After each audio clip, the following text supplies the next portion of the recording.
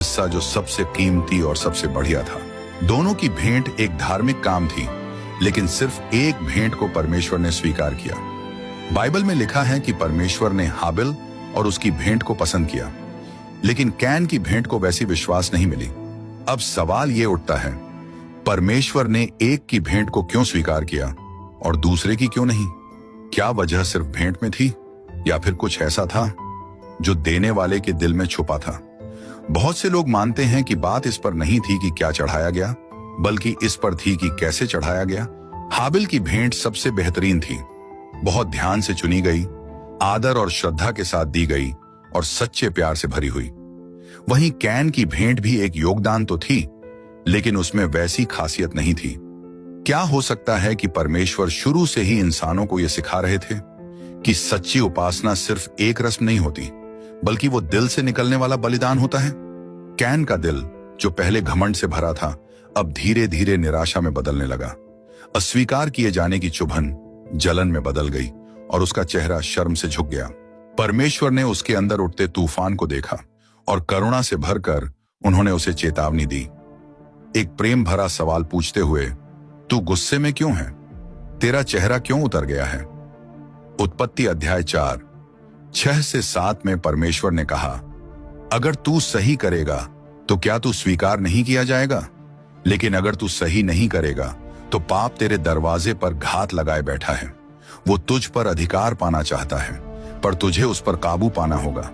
ये सिर्फ चेतावनी नहीं थी, ये एक मौका था पश्चाताप का। लेकिन क्या कैन सुनेगा?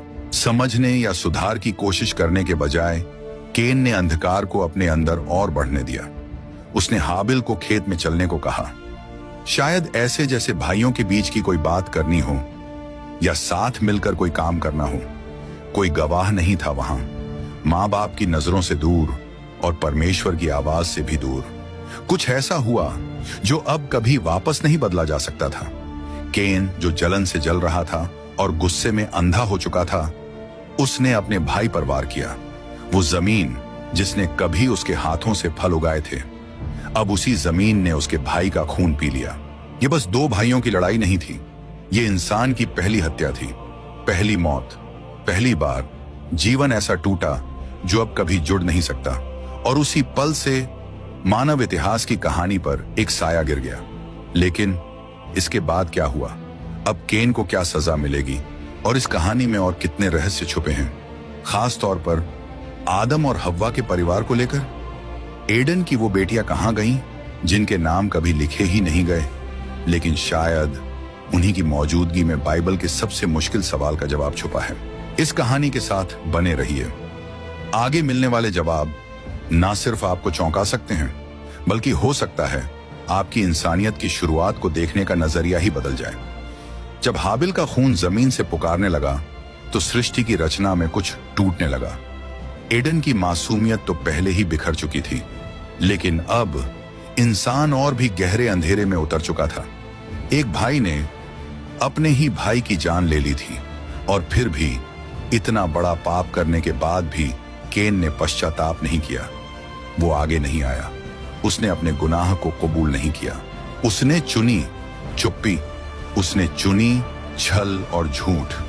लेकिन परमेश्वर, जिसकी नजर सब कुछ देखती है और जिसकी आवाज को कोई नहीं रोक सकता, वो खुद कैन के पास आए और एक सवाल पूछा जो आत्मा की खामोशी में बिजली की तरह गूंज उठा, तेरा भाई हाबिल कहां है?